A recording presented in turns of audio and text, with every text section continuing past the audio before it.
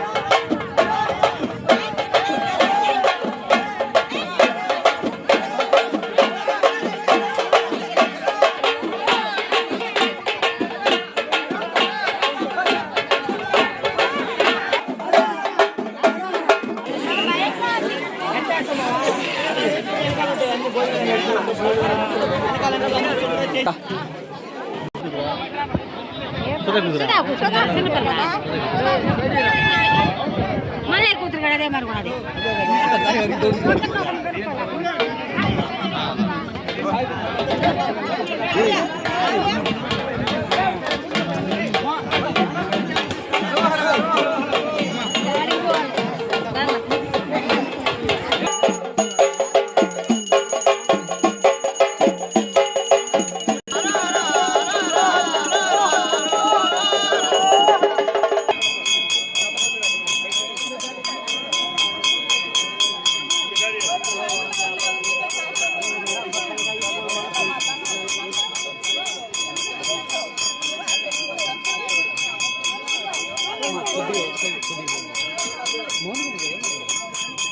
సరే పేర్లు చదవలేదు నచ్చి బాగున్నారమ్మా